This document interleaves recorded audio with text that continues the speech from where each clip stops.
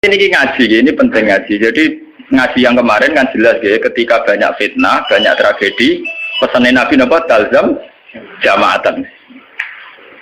Itu dalam sebuah hadis ada yang lebih ekstrim lagi. Nabi ngendikan waman sadda finnar. Siapa yang ingin bikin kelompok sendiri, merasa benar sendiri, maka waman sadda finnar. Dia akan masuk neraka. Bismillahirrahmanirrahim. Ini kalau terangkan. Terus ini terus ngaji wingi sing teng Bukhari. Ngaji ini untuk konteks ini bersifat tertutup. Jadi yang tidak ikut ngaji, bukan usah. Kalaupun dengarkan rekamannya harus dipandu ya, karena ini sensitif. Ini sensitif. Hadis fitnah itu dimulai dari tragedi-tragedi yang akan dialami umat Islam. Terus di akhir hayatnya Nabi itu sering ngendikan bahwa urusan kalian yang akan datang itu yuradu aliyah, semuanya pernah ditampilkan kepada saya, termasuk tragedi-tragedi kemanusiaan yang akan dialami umat ini. Itu di akhir-akhir hayat Nabi sering ngendikan bahwa saya sebagai Nabi, sebagai Rasul, yuradu aliyah amrukum, termasuk semua dipintaskan ke saya, ditampilkan ke saya. Jadi sehingga Nabi melihat umat akan mengalami apa itu ya kayak melihat video, melihat TV. Termasuk tragedi KPT Said Husain. Nah, ketika itu sudah menjadi keputusan Tuhan, keputusan Allah, Nabi itu hanya bisa memandu secara syariat. Tapi Nabi tidak bisa merubah itu sebagai takdir. Ya kalau mukadimah ini, Nabi sebagai Nabi, karena itu sudah diketahui sebagai takdir Allah itu, ya hanya melihat itu sebagai takdir. Tapi tidak bisa merubah takdir itu, hanya memandu secara syariat. Nah, panduan secara syariat itu dimulai dari misalnya tatap tarik umati salah satu wasapina firqah, bahwa umatku nanti akan menjadi 73 kelompok, semuanya sesat di neraka kecuali satu. Ya, Nabi hanya punya panduan satu, itu siapa ya Rasulullah? Qol mana alihil yawma wasabi, orang-orang yang berpegangan sunnah saya dan sunnah para sahabat. Itu banyak hadis-hadis di akhir hayatnya Nabi itu sering pesan begitu. Nah, coba tengah sini jenengan kalkulasi malik. Ini kan tentang Bukhari diterangkan ketika banyak fitnah itu ketika Nabi ini kan dibantu talzam jamaatul muslimin, kita harus ikut mayoritas. Ini orang tenang. Apapun kecewa sampeyan terhadap komunitas tertentu atau partai tertentu atau ormas tertentu, kita harus ikut mayoritas. Nah, kalau ngaji tentu tinggi saya bilang, saya sebagai orang alim, kemungkinan saya itu kalau DNU ya Muhammadiyah, selagi NU Muhammadiyah itu mayoritas, ya saya kalau DNU ya apa? Muhammadiyah. Partai juga gitu, saya ikut partai yang mayoritas, yang mainstream, yang umum-umum. Karena bisa dihitung ya, kalau setiap kebenaran itu diekspresikan lewat partai atau lewat ormas tertentu, berapa sih kebenaran bisa kita lakukan? Kita tidak usah nyebut contoh ya, misalnya sampean meyakini satu kebenaran A dan B, kemudian bikin partai, paling panter kamu sebagai manusia hanya bisa melakukan A dan B. Ada partai tertentu yang ingin memperjuangkan kebenaran tertentu, paling banter hanya memperjuangkan 1-2 bentuk kebenaran. Nah, masalahnya ketika semua ini punya ruang gerak untuk bikin kelompok, kelompok ini akan menjadi banyak dan gak terkendali. Semuanya punya bendera sendiri, punya partai sendiri, punya ormas sendiri. Coba sekarang teman kalau menjadi berita-berita, berapa kelompok yang atas nama karena Nabi serbanan hitam merasa harus serbanan hitam. Karena ada riwayat bahwa Nabi itu pilokan, terus kemudian mereka kalau sudah pakai pilot merasa ikuti sunnah Nabi yang nggak pakai pilot. Ya. Memang Nabi itu pakai sember, dulu semua riwayat mengatakan Nabi Abu Bakar semua itu pakai sember. Ya gaul, Nabi lah itu pakai sember. Dan Nabi itu gaul pakai. Tapi sember yang sunat itu memang merah. Di kitab-kitab pakai sember yang sunat apa? Lagi sih nanti ada pakai sember itu nggak malah Arab tuh. Sing sunat apa? Jadi kita dari KL itu semir ada apa ke daerah dua? Gaul banget. Akhirnya ada kelompok tertentu niru semirane Nabi itu sebagai kelompok tertentu. Begitu terus. Nah, itu kalau kita turuti itu akan menjadi faksi-faksi, kelompok-kelompok kecil yang akan menyulitkan. Sebab itu Nabi mandu kalau sudah fitnah banyak itu talzam jama'atul muslimin, kamu harus ikut mayoritas. Coba sekarang misalnya menyangkut Jumatan saja, berapa masjid yang mengharamkan dipakai kelompok lain dan berapa masjid yang digeruduk dirubuhkan oleh kelompok lain pula hanya karena satu keyakinan kebenaran kemudian diekspresikan dalam bentuk ibadah. Misalnya masjidnya A beda dengan B, B dengan apa? C. Itu kalau dituruti tidak ada selesai. Nah itu Nabi berpesan kalau ada kelompok Islam yang sedang solid, kok ada yang ingin memecah itu boleh diperangi, 4.000 bisa itu boleh dilawan, bahkan harus dilawan dengan kekerasan. Kalau harus dengan kekerasan ya boleh pakai kekerasan. Itu kenapa Nabi se-ekstrim itu sampai ngendikan 4.000 bisa orang itu harus dilawan dengan kekerasan. Ya tentu kalau kekerasan itu harus menjadi alternatif terakhir, tapi yang jelas harus dilawan ya. Dalam teori modern ya harus dilawan, tidak harus dengan pedang, harus dilawan. Kita punya sejarah kayak dulu ketika mainstream Islam di Indonesia itu mengikuti pola NU atau Muhammadiyah. Dulu kita punya LDI, punya Darul Islam yang dipimpin Kartosuwiryo. Kebetulan tetangga saya dulu orang Rembang, orang Sulang. Kemudian ada gerakan Aceh Merdeka, kemudian ada Junduwo, ada kelompok-kelompok yang karena terinspirasi oleh Islam, termasuk kelompok bom bunuh diri dan sebagainya. Kemudian mereka menjadi firqah hanya karena meyakini satu dua kebenaran yang ingin diperjuangkan. Tapi kelompok ini kan tidak mayoritas terus sehingga kan kurang komunikasi, kurang konsultasi, kurang silaturahim dengan kelompok lain. Nah itu repot.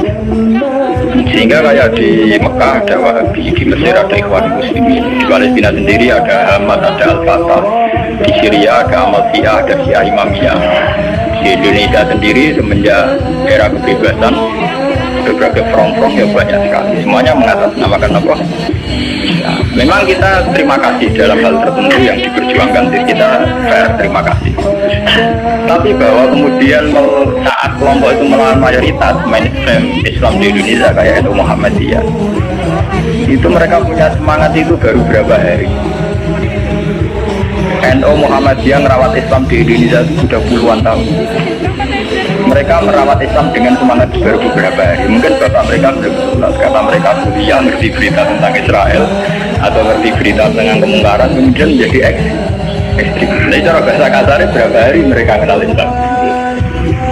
Sudah hanya satu dua kebenaran yang diperjuangkan, mereka anti. Sama kebenaran sudah jalan lama, yaitu kebenaran yang ditanamkan leluhur kita. Mulai ngajari anak-anak caranya sholat, caranya baca doa iftitah, caranya tumak nina, caranya bersuci dari najis.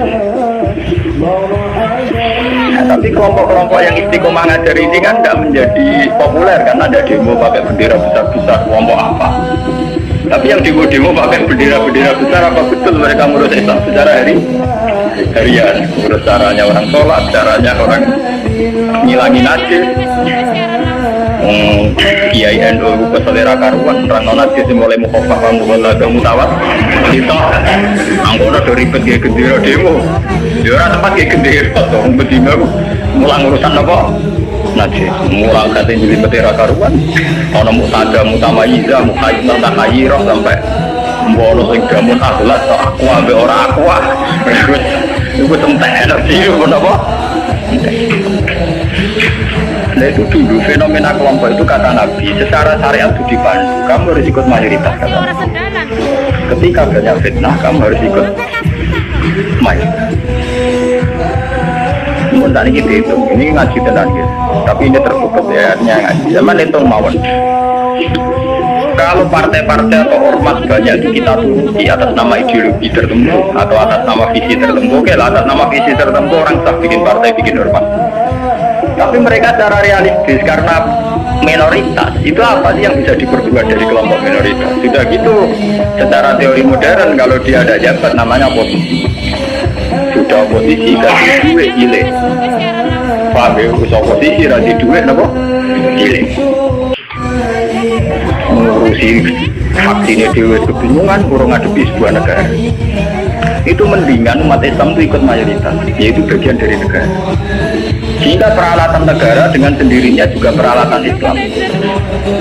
Sama saya hitung, Kulo nate ngaji bolak-balik kulo hitung. Niki rumono tenan hitung di penggalih. Kalau umat Islam itu ikut umumnya orang, ada yang jadi tentara, yang jadi polisi, yang jadi pedagang, ada yang jadi pengusaha, ada yang jadi miskin. Itu apa tidak jadi. Kalau itu udah proses penjadian, jadi sendiri. Karena itu mengakui Islam yang hanya punya Islam ala komsit. Ini ngono tenan ngaji. Saya bertaruh betul. Saya bertanggung jawab di depan Allah.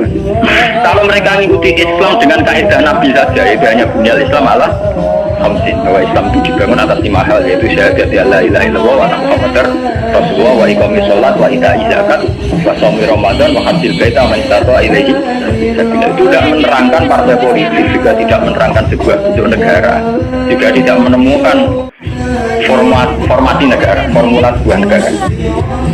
Itu enak.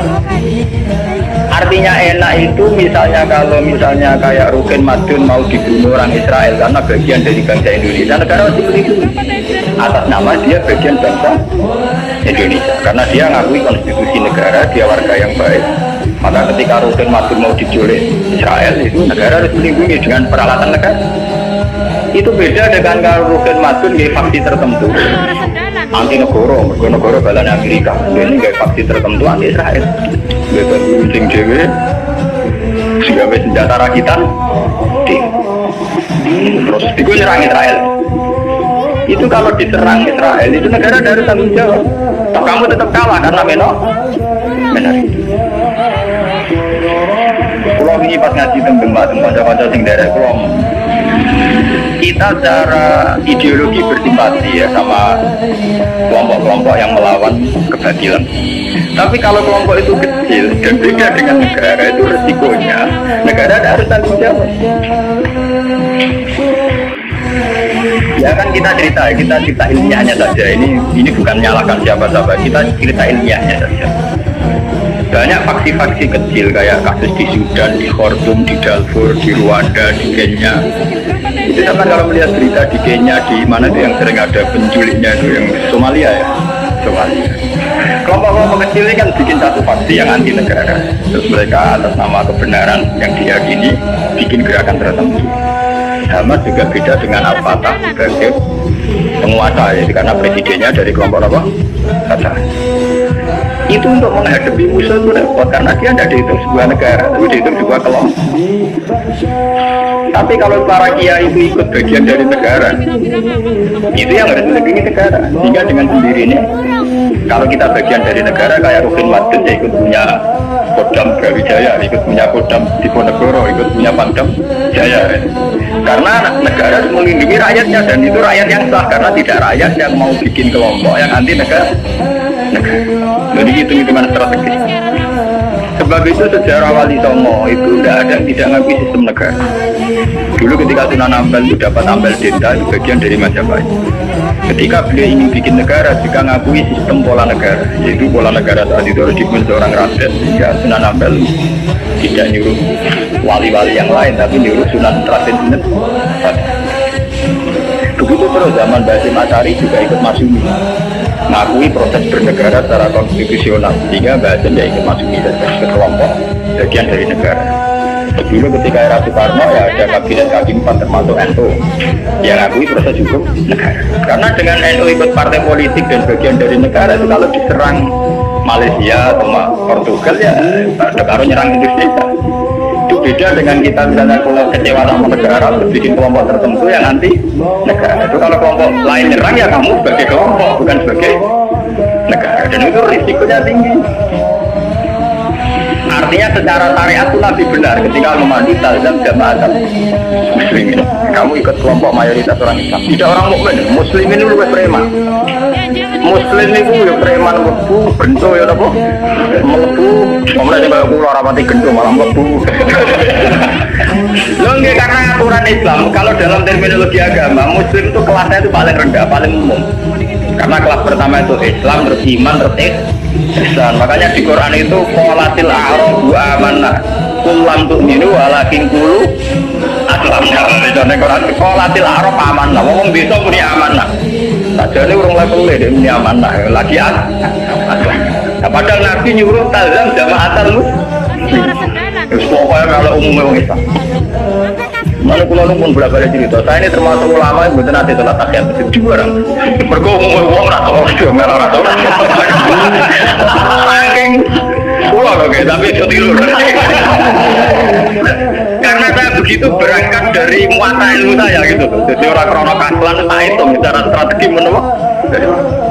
Toko-toko pulau tangga ini pulau diseneng. Wah, cocok ini kesukaan umumnya uang. Yang orang gede itu biasa, marung tempat pasar biasa, santai mawon. Nanti bakulnya gitu enggak, kesukaan sering jarang riki. Kalau terlalu urusan orang cerita ulama marung ruah orang buan. Bapak yang mau megang marung itu kok. Termasuk mau megang kasus ini itu. Akhirnya kan teman-teman misalnya nyenengi tonggo selingkuh akhirnya kan teman-teman pokoknya ngomong-ngomong mah ini penting. Kenapa saya mengatakan ini penting? Jika kamu ngitung umat Islam yang soleh saja, maka mayoritas Islam di Indonesia itu hanya 2%. Paling sing soleh orang Islam hanya 2%. Jika kamu ngitung yang agak soleh, maka paling jumlahnya 10%. Coba kalau kamu hitung, pokoknya yang ber-KTP Islam, maka jumlah kita bisa 80%. Aku seneng daerah ini Islam 2% apa 80%. Meskipun resiko 80% ini keramat umpah, ini dua Islam KTP KTP. Ya dulu kalau Jakarta kan keramat tungkah, kalau Surabaya dong, Beli, Jogja, Bunti, Kasar Kembang, Pasar. Nah kalau nanti penelitian, kalau ini kan terlalu tinggi itu, memang resikonya dihitung KTP, ya menurut kan. Tapi kamu bisa 80%. Sehingga karena jumlah mayoritas 80% dengan ngitung BTS, Londe, Gento dan sebagainya, itu tetap menjadi mainstream. Presiden harus Islam karena dihitung 80%. Coba kamu nuruti kesalahan sepihak, maka Islam jumlahnya hanya 2%. Maka berarti presiden cek kafir, cek Kristen nggak masalah karena jumlah umat Islam itu orang per. Dan yang gua anggap Islam rapunting, Islam rakanggu, mergo BTS. Tapi akhirnya gara-gara Abu itu jumlah orang Islam mau 5. Resikonya di presiden Kristen itu masalah karena mau dihitung. Coba kalau kamu tetap hitung semua, itu tetap 80%. Akhirnya kita tegak sebagai mayoritas. Memang kamu masuk Islam mayoritas sudah ditopang Islam BTS, maling dan sebagainya. Ini iyalah. Kita berdiri tegak sebagai mayoritas itu ditopang Islam sering dua lah, gundul-gundul. Dari itu kita tegak sendiri. Sebab itu Nabi memandu. Kalau kelompok sudah bulat, itu tetap kita itu mayoritas. Dalam jamaatan. Itu ngaji kita. Makanya bahwa mustamihun kita masih sepakat bahwa Islam itu harus jalannya bunyal Islam ala Islam. Kita mengikuti panduan hadis sahih bahwa Islam hanya bunyal Islam ala Islam. Yang namanya Islam itu ya hanya syahadat, sholat, zakat, puasa dan haji. Titik. Nah, bahwa ini cerita ilmu sosiologi, bahwa kita ingin punya presiden Islam, bupati Islam, gubernur Islam, itu bawaan psikologi mayoritas. Itu eleng-eleng, bukan ideologi Islam. Saya sebagai ulama bertanggung jawab terhadap mazhab. Kita ingin presiden Islam, bupati, gubernur Islam, legislator Islam, itu bawaan kita sebagai mayoritas. Karena kita sebagai mayoritas, tentu presidennya dari kelompok mayoritas, yaitu Islam.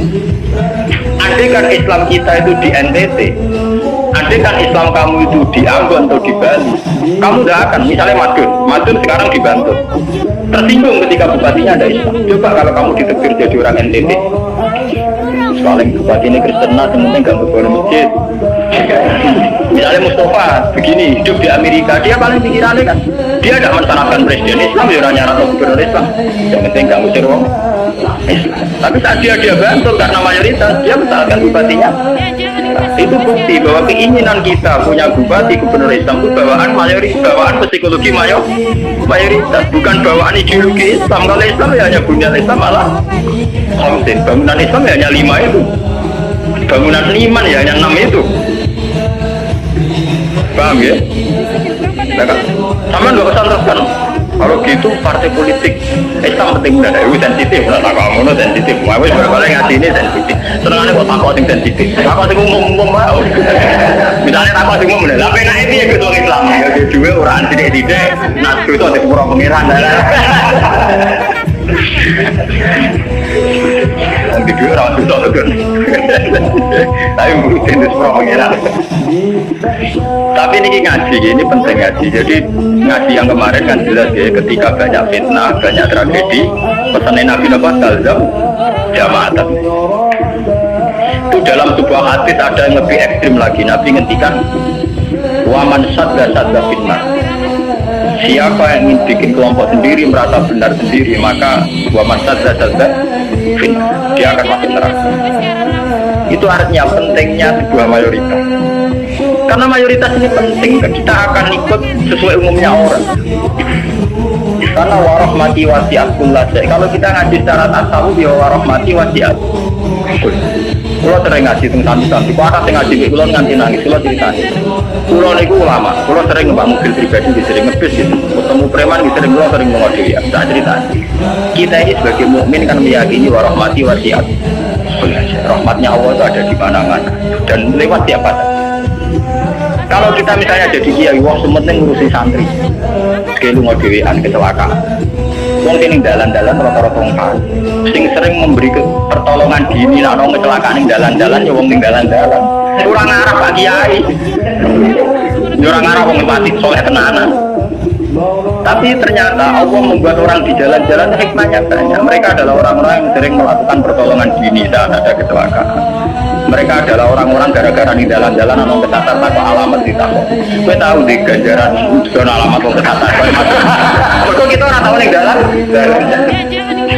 Tapi ternyata rahmati Allah dilipat tahu di jalan-jalan. Kita lu ngoling di alamatnya tak kok orang yang di jalan. Kita harus iman karo rahmati wasi'at kullah.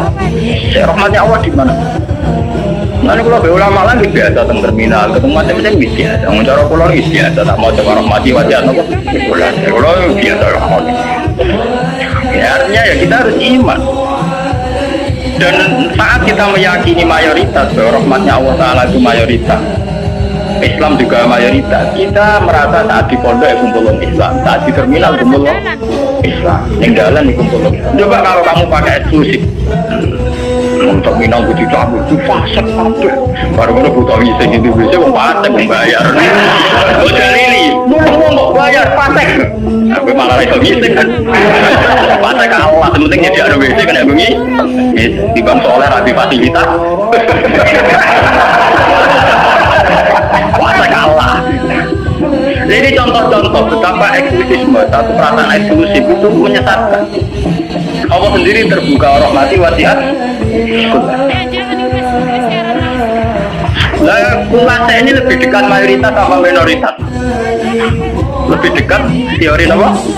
Mayoritas. Nah, makanya saat ini juga ngaji nih ya, bahwa panduan Nabi untuk mengikuti mayoritas secara syariat memang sudah benar, dan setelah teori rasional teknis juga sudah benar. Cuma kan saya harus menyampaikan ini lewat ngaji bahwa ini bukan akal-akalannya Gus Wahab, memang ada di kitab yang diyakini sahih, yaitu ini kitab Muslim.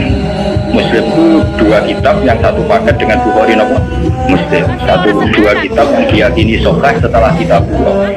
Ya, dalam keyakinan mayoritas orang Islam setelah kitab Bukhari adalah kitab Bukhari nopo Muslim. Dan lewat kitab sahih ini sampai tahu bahwa panduan mengikuti mayoritas adalah panduannya Nabi. Paham ya? Panduannya sinten? Nabi. Mulai gini ngalim-ngalim Jawa juga orang berjubahan, umumnya wong nganggo helm biasa umum wong. Karena mereka tahu betul pentingnya mayoritas, pentingnya tradisi mayoritas. Mereka jarang orang-orang alim ngomong pakai jubahan, makanya paling kadang-kadang pas Jumatan macam tapi ini ngomong yang datang tuh jubarang ada orang alim, narapati alim nggak tapi jubarang mau dapat tuh, alim-alim kali baru mesti biasa-biasa lah. Terguyur ya tenang, ngomong apa? Mau terus lagi lah. Ketika kebenaran ternyata tidak sesuai dengan perilaku pejabat atau perilaku sebuah pemerintahan itu kayak apa? Nah ini terus babu wujubil ingkar ala umara fima yukholifu syarka wa tarki qitalihim ma sallallahu wa nahwi dzalik. Ini panduan bagaimana ketika kebenaran itu benturan dengan pejabat-pejabat yang korup, yang salah, dengan hukum-hukum pemerintahan yang salah, itu gimana? Ini langsung kalau wajah hadis ya. Bahwa saat demikian kita wajib ingkar, tapi tidak harus perang. Kalau wajib. Haddatsana Haddad bin Khalid, haddatsana Hammam bin Yahya, haddatsana Qatadah anil Hasan an Tubbah bin Mihsan an Ummi Salamah anna Rasulullah sallallahu alaihi wasallam Satakunu umaro'u fata'rifu nawatum kiru faman arofa bari'a waman angkar salima walakin man rodiya wadabar qalu apala nuqatiluhum qala la ma sallam. Ini panduan saat kita sebagai orang soleh ngadepi pejabat-pejabat yang nakal. Satakunu bakal ono sapa umaro'u pira-pira pemimpin, pira-pira amir, pira-pira pemimpin. Pemimpin ini bisa pejabat, bisa pemimpin kultural, pemimpin ormas, pemimpin umara jamu amir. Fatarifuna mongko kenal sira kabeh tapi watung kiru nalan ingkar sira kabeh. Kowe iso kenal tapi ya ingkar karena ya mungkin perilakunya sing enggak bener. Faman arofa bari. Faman mongko te sapane wong arofa gelem kenal sapa man bari ya mongko bebas sapa man. Maksudnya kenal ya terus iso milah-milah mana yang baik, mana yang buruk. Waman disapani wong angkaro iku ingkar sapa man salima mongko selamat sapa man. Kowe kenal bupati atau gubernur atau pejabat sing korup sing nakal iku sing ingkar selamat. Lah sing ra selamat sapa melone mati korupsi ini. Walakin man rodiya wa ta. Walakin man rodiya tetapi nek sing ra selamat yo rito cocok wa ta ya anu cocok pintan dhewe. Maka lagi sabar wae nonton biasa. Biasa wae perkara ngene ya. Walakin man rodiya napa? Wa ta. Nah ini anti Nabi, beliau yaitu tadi ikut mayoritas. Nabi ditanya, kalau ketika kita melihat pejabat yang mungkar, yang nggak bener, apalah nukotibukum, ono to orang merangi kita, umar, nopo boten diperangi nawon ya Rasulullah, kudeta mawon. Olah gak usah Nabi laujo, masalah selagi mereka itu sholat. Ini menunjukkan gitu bahwa ini loh, ini hadis sahih bahwa ajaran Nabi untuk melihat kemungkaran itu tidak ada, yang ajarannya itu disuruh revolusi pakai kudeta tidak. Apalah nukotin jawab Nabi apa? Wah jangan. Apa tidak kita perangi ya Rasulullah? Jawab Nabi apa? Jangan. Tapi antiknya Nabi itu hanya punya syarat satu, lama sholat selagi pejabat-pejabat itu masih sholat. Ini ngaji kelas tinggi, amun salah paham. Kenapa Nabi hanya minta syarat satu sholat? Bagi seorang Nabi, selagi dunia ini masih ada orang sujud kepada Allah, masih menjaga konstitusi agama yang berupa sholat, yang disembah mati Allah, itu masih normal. Mungkin pejabat itu punya kesalahan, dia korupsi, dia menggencet rakyat, dia apa. Tapi selagi dia sholat, kata Nabi itu tidak boleh revolusi. Nah itu kan menjadi misteri. Apa kira-kira alasannya Nabi kok hanya bersyarat lama sholat selagi masih sholat? Kemungkinannya dua, kemungkinan secara teori ulama. Secara teori ulama, kalau ulang lagi, ini sudah di luar teori sosiologi, teori demokrasi masalahnya. Ini harus pakai teori ulama. Kalau teori demokrasi kan kalau mayoritas protes dan sah secara pemilu ya sudah dia jabat, yang minoritas menjadi oposisi. Kalau dalam teori demokrasi kan cuma kalau banyak teori demokrasi kan kalau satu Indonesia maling semua terus partai maling mayoritas ya jabat harus maling. Makanya kalau ingin BTS itu supaya legal, saya Indonesia jadi BTS bikin partai lain itu kalau menang ya jabat, karena yang dipakai demokrasi adalah suara terbaik. Iya, resikonya demokrasi kan suara terbanyak harus dilegalkan mimpin kan. Kalau terbanyak gendut semua ya harus. Makanya preman kemarin kalah sama jenderal kan dia kurang solid, dia harusnya orang jadi preman dulu semua. Bikin partai preman kalau mayoritas ya harus ya. Nah ini saya bicara tentang teori ulama. Kenapa Nabi mensyaratkan jangan kamu revolusi, jangan kamu kudeta selagi mereka masih sholat. Bagi seorang nabi, bagi seorang ulama, bagi seorang wali, selagi makhluk yang di dunia ini masih bertautan dengan langit, bertautan dengan Allah, berhubungan dengan Tuhan, itu masih dianggap normal. Masih dianggap normal? Normal. Bukan benar loh ya, normal. Karena ya wa ma khalaqtul jinna wal insa illa liya'budun. Makanya caranya harus sholat. Karena masih normal. Artinya seorang nabi itu tidak jagal-jagal amat ketika seorang yang nakal itu masih sholat, seorang yang zina masih sholat. Karena masih sholat itu artinya masih ngaku eksistensi Tuhan. Artinya dia masih ngaku eksistensi apa? Tuhan. Karena sudah fasik dan sholat itu sudah tidak ngaku eksistensi Tuhan. Dia bisa kecelok komunis atau ateis atau apa saja. Lebih parah lagi. Itu kenapa siriknya, kenapa dosa sirik begitu tidak diampuni, dianggap dosa terbesar karena memungkiri eksistensi apa? Tuhan. Selagi orang masih sholat itu ngaku eksistensi Tuhan. Ya, tapi saya ingin mikir.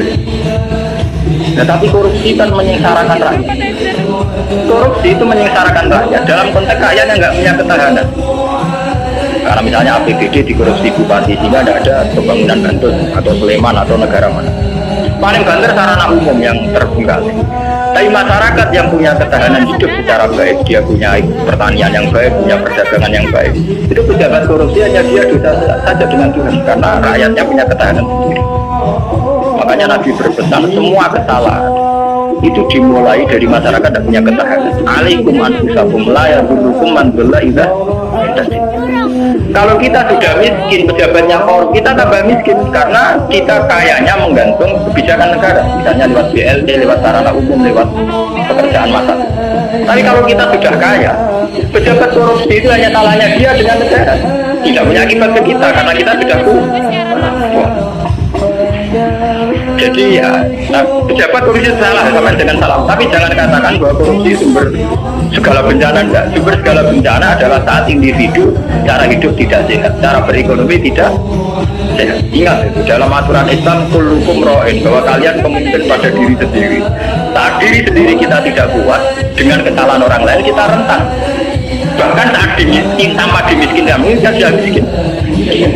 Kata siapa kalau kemiskinan negara ini karena salahnya Orde Baru? Madun rawat orang yang miskin, miskin dewe. Roken rawat orang yang miskin. Idam Samawi rawat dolem yang Roken itu kere.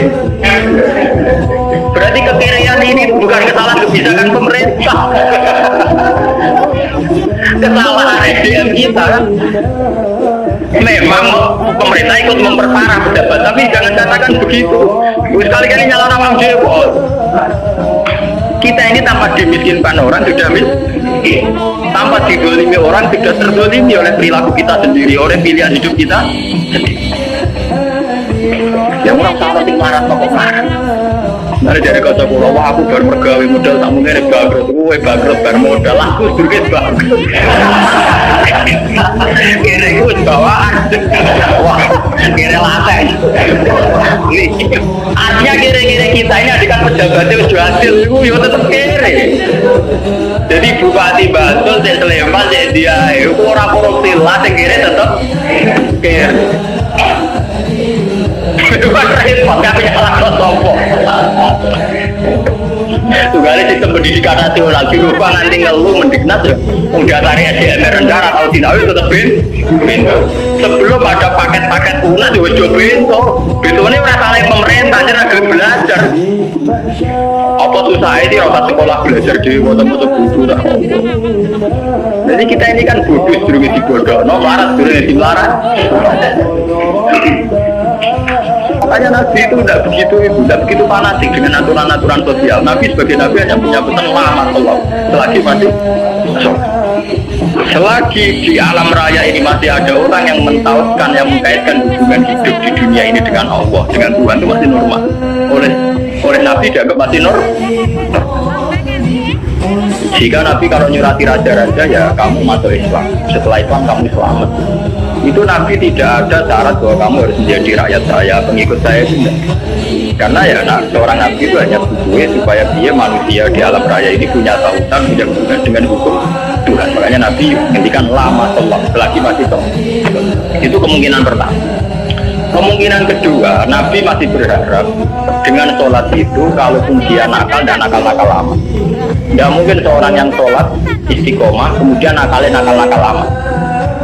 Karena tidak mungkin dengan kekuatan sholat itu kemudian menjadikan perzinahan menjadi kebutuhan, menjadikan minum menjadi kebutuhan, paling aksiden. Kelebihannya orang sholat, kalaupun dia zina itu aksiden, dapat ngempet kecelakaan.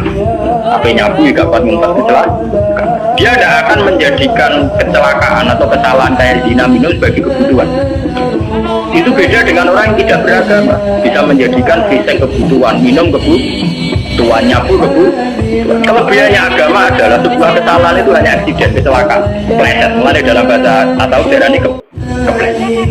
Dia berkomitmen anti zina cuma karena sebagai manusia tahu kepleset zina. Dia anti narkoba, kepleset narkoba.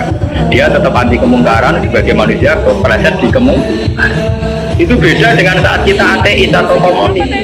Kita dari awal tidak percaya surga, neraka, tidak percaya Tuhan, tidak percaya saksi. Maka semua kesalahan ini ada salah, ada benar.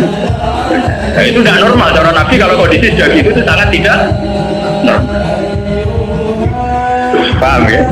Makanya harus dibedakan kesalahan yang menjadi kebutuhan dengan kesalahan jadi aksiden, hanya kecelakaan. Ya Pak Rokan sebagai sufi Rokan merem, tapi sebagai uang ya kadang itu agak andel ayo. Tapi dia yakin itu dosa ya, yakin dan ya istighfar. Itu kelebihannya agama kan gitu. Orang yang di ruang salah tapi balik percaya salah balik. Makanya bahasanya orang agama itu kan unik. Orang yang mudah kembali ya karena kesasar pada mulai meneh. Jadinya unik, rojak. Agama itu ya syaratnya kan gampang unik. Kayak mudah kembali. Pada kesasar dikit balik meneh, kesasar meneh balik. Tapi kenapa nak ujung benar? Mun parah dari. Makanya Nabi hanya punya syarat lama sholat. Maksudnya sholat, ya itu terus sekarang saya buka lagi kemungkinan ketiga. Sholat di situ tuh bisa bahasa secara personalnya menyebut satu bentuk, ya bentuk sholat. Ada mungkin artinya itu institusi ibadah. Apa institusi apa? Ibadah. Selagi mereka masih membolehkan orang sholat atau selagi institusi agama itu masih boleh jalan. Karena kita hidup di negara macam-macam. Kalau di Indonesia presiden tidak sholat itu jelek. Coba kalau sampai warga Singapura atau sampai ditegur menjadi warga Thailand. Tentu kita sebagai muslim dipatani di Thailand hanya bersyarat yang penting pemerintahan tidak memberangus masjid. Yang penting pemerintahan tidak mengganggu aktivitas masjid. Makanya masalah sebenarnya selagi tidak menghalangi institusi agama yang bernama sholat. Biasanya pejabatnya itu tidak sholat. Kayak kita misalnya ditegur dari warga Thailand atau kita warga Singapura. Mungkin PM-nya ada sholat, pejabatnya ada sholat. Tapi masalah bagi kita saat ada sholat melarang orang sholat. Dan tidak menjadi masalah kita saat mereka ada sholat, tapi tidak melarang institusi sholat. Paham ya? Artinya selagi masih tidak menghalang-halangi institusi agama yang bernama sholat, itu kita tidak usah revolusi. Kecuali kalau sudah menghalang-halangi sholat. Makanya di Quran diterangkan masalah perang itu harus kita lakukan ketika ada lagu dimat suami wa biya'u wa sholawat wa masajid yudhkaru biya'atullahi katsira. Itu hebatnya Quran. Jadi dari awal Quran itu ingin sekali gak ada perang, kecuali kalau simbol-simbol agama dihalang-halangi, dihanguskan. Makanya di Quran ada ayat walau la inna tabahu dibadil lahu dimat suami'u wa biya'u wa sholawatu wa masajid yudhkaru fiha ismullahi katsiran wa la yansuruna wa Oke, ada perang kalau simbol-simbol agama, institusi agama sudah dilanggar. Yaitu misalnya masjid tidak boleh berdiri, orang tidak boleh Ya kita sebagai ulama, sebagai seorang muslim, perhitungan kita sederhana. Selagi bangsa Indonesia atau pejabat Indonesia tidak menghalang-halangi institusi yang bernama sholat, ibadah, kita harus ngakui itu pemerintahan yang sah. Karena kita sebagai orang yang beragama, hitung-hitungan kita sholat saja. Orang untuk duit atau orang pokoknya kalau itu hitung-hitungan ya. Aku nak umat ulama itu ya, umat ulama yang gini gitu. Nah umat gendone ya ngitung duit. Ya karena umat. Mari jutanya kan mau accident tuh, mau kecelakaan. Orang laten, orang juta ngomong kan orang komunis, kan kita ada komunis orang. Makanya lama sholat itu bisa saja artinya yang penting institusi sholat itu tidak terganggu. Makanya banyak dulu ulama-ulama dulu yang hidup di Tashkent, di Azerbaijan. Dulu Imam Bukhari itu orang mana? Taman kira orang Bukhari itu orang Mekah atau Madinah? Dia orang Azerbaijan. Sekarang ikut Tashkent. Makanya kalau kitab-kitab dulu hanya Samarkandi itu Tashkent. Sekarang kalau udah ikut Ukraina atau Azerbaijan, mereka kawasan sana di Bukhara. Itu dulu ya biasa saja mereka punya raja yang tidak Islam atau apa. Biasanya taruhannya saja itu baik, tidak menghalangi orang tua.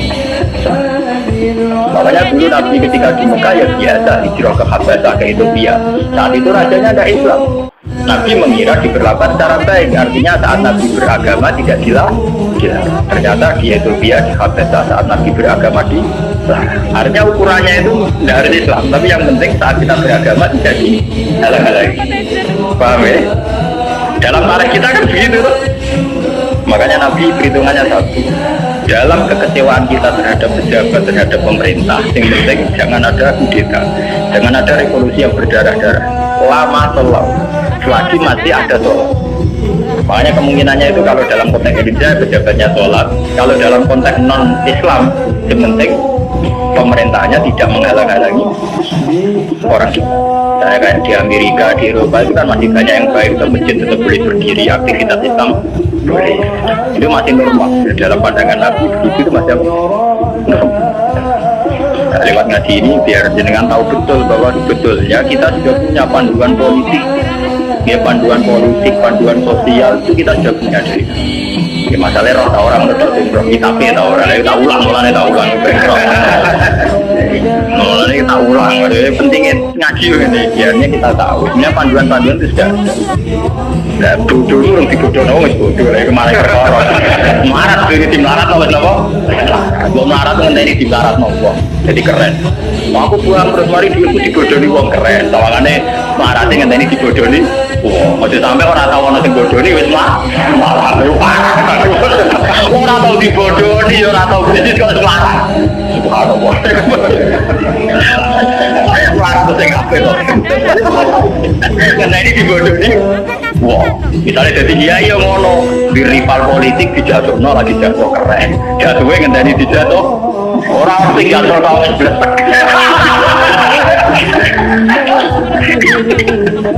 Mau ya jatuh ngendani jatuh tahun kan lumayan, tawangannya orang sini kabeh kita mau bisa jadi kiai gara-gara disaingi itu terus ambil orang disaingi nggak bisa ambil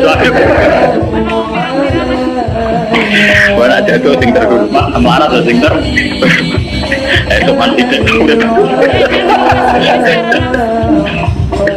jadi walakin marrodia wata kalau kode mater sopo sahabat apalah nukotin monotora merangi kita rumeng umaro jabe nabi kolala kau tak revolusi kau tak perang mah selalu lagi sholat ya al-fatihah.